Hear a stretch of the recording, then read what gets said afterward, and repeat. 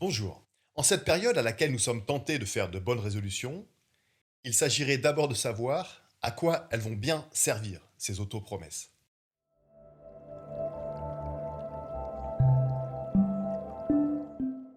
Prenons trois sujets plus ou moins importants, si vous le voulez bien. Vous jugerez de leur importance vous-même. Le temps, c'est pas comme si c'était notre bien le plus précieux. Les relations humaines, il paraît que c'est vachement bien pour la richesse du vécu, j'ai lu ça dans les livres. Et l'efficacité, dans notre travail notamment parce qu'il semblerait qu'il s'agisse de ce qui nous fait manger et boire. Première nécessité vitale tant que l'air est encore gratuit. On pourrait rajouter la connaissance et ses processus d'apprentissage, histoire de progresser sur ce beau chemin tapissé de fleurs qu'est notre longue vie. Un de nos brillants contemporains a justement synthétisé l'apprentissage de la connaissance. Il fait le postulat que la connaissance multipliée par l'échange, entre un texte et un lecteur, ou entre un professeur et un apprenant, est proportionnelle à l'attention multipliée par le temps. Joli. Mais nous pouvons élargir cette équation à nos sujets de départ. La richesse du vécu, la qualité des relations sont elles aussi proportionnelles à l'attention et au temps. Mais nous n'allons pas ici parler de ressenti de richesse du vécu, ça c'est trop subjectif. Prenons plutôt un exemple concret. La productivité dans un travail à effectuer. Vous pouvez passer tout le temps que vous voulez, même 3 heures, à une activité en pensant à autre chose. En étant distrait toutes les 5 minutes, il n'en ressortira presque rien. Sauf si cette activité consiste à serrer des boulons façon Charlie Chaplin dans les temps modernes. Au contraire, si vous prenez 1 heure à faire une activité en y consacrant toute votre attention, vous allez probablement en tirer quelque chose. Je continue les équations. Il paraît que c'est magique des fois. Des équations avec des mots, parce qu'avec des chiffres, je ne pourrais pas aller bien loin. Et si je vous disais que ralentir permet d'aller plus vite? Vous me répondriez peut-être que je suis illogique, nul en équations avec les chiffres et avec les mots. Et si je rajoutais qu'un thermomètre faisait perdre du temps et qu'un thermostat permettait d'en gagner? Quoi? Du temps? Le plus important, notre valeur la plus précieuse, relier des principes physiques à un mode de vie, le tout par des équations fumeuses? Tout ça après avoir parlé de bonnes résolutions?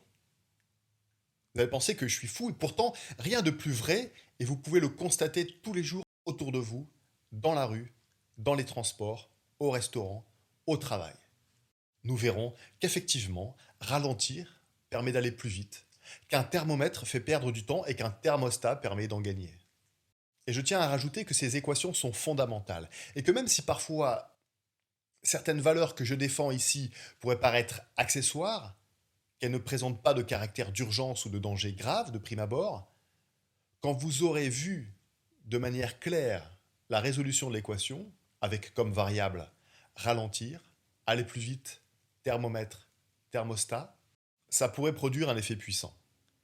Revenons à ces histoires de thermomètre et de thermostat, si vous le voulez bien. Je vous disais qu'un thermomètre fait perdre du temps et qu'un thermostat permet d'en gagner. Et aussi que ralentir permet d'aller plus vite que du banal, quoi. On y va, professeur Delio? C'est parti. Ralentir permet d'aller plus vite? Vraiment? Si la productivité au travail est proportionnelle à l'attention que l'on y porte et au temps que l'on y consacre, alors plus on y porte d'attention, moins on a besoin d'y consacrer du temps à productivité égale, n'est-ce pas? Simple question de logique et de proportion, avec ces variables qui s'ajustent. Et comment porter plus d'attention? L'attention est comme un muscle. Plus on s'entraîne à la maintenir, plus elle se renforce. Et pour s'entraîner à la renforcer, il y a des étapes simples. Simplifier son environnement, notamment numérique, histoire de ne pas être distrait. Renforcer le sentiment de moment présent, par la respiration par exemple. Se concentrer sur ses sens. Et, très important, car tous ces points sont interconnectés, l'un se fait difficilement sans l'autre, ralentir. C'est en trouvant le bon rythme, le tempo giusto, que l'on peut mieux exercer ses sens, faire correctement une séquence de respiration, le tout dans un environnement simplifié. Difficile de faire tout cela en étant speed, n'est-ce pas? Vous voyez où je veux en venir? Si on s'entraîne à ralentir, cela contribue à renforcer notre attention. D'ailleurs, vous devez le ressentir intuitivement que pour faire correctement une chose délicate, il est nécessaire de réduire la cadence, non? Revenons À notre équation, si vous le voulez bien. La productivité au travail est proportionnelle à l'attention que l'on y porte et au temps que l'on y consacre. Si notre attention est renforcée, alors à productivité égale, le temps à y consacrer peut effectivement être réduit. Pour une activité au travail, par exemple, faire en 1 heure ce qui prendrait 3 heures normalement. Dans nos relations, c'est différent. Nous ne voulons pas raccourcir ces moments, bien sûr. Même si la richesse du vécu, elle aussi, est proportionnelle à l'attention et au temps. Dans ce cas, en développant notre attention, c'est la richesse du vécu qui se trouve renforcée. Et c'est pas rien. Comment? On peut revenir quelques secondes avant, s'il vous plaît. Travailler moins longtemps pour avoir le même résultat? Oui. Et donc, en fin de compte, et c'est là que je voulais en venir, ralentir permet en fin de compte d'aller plus vite. Et l'histoire du thermostat et du thermomètre? Un thermomètre fait perdre du temps, un thermostat permet d'en gagner. Plus précisément, se conduire comme un thermomètre ou agir comme un thermostat. Parce que comme nous l'avons vu précédemment, la richesse du vécu, la qualité des relations sont proportionnelles à l'attention qu'on leur porte et au temps qu'on leur consacre. Et ça marche aussi pour la productivité au travail, par exemple, qui, elle aussi, est proportionnelle à l'attention que l'on y porte et au temps que l'on y consacre. Ainsi donc, renforcer son attention permet de consacrer moins de temps à l'activité que nous devons effectuer. Pour renforcer son attention, 4 points.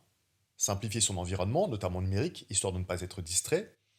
Renforcer le sentiment du moment présent par la respiration, par exemple. Se concentrer sur ses sens. Et ralentir. Et tous ces points sont interconnectés.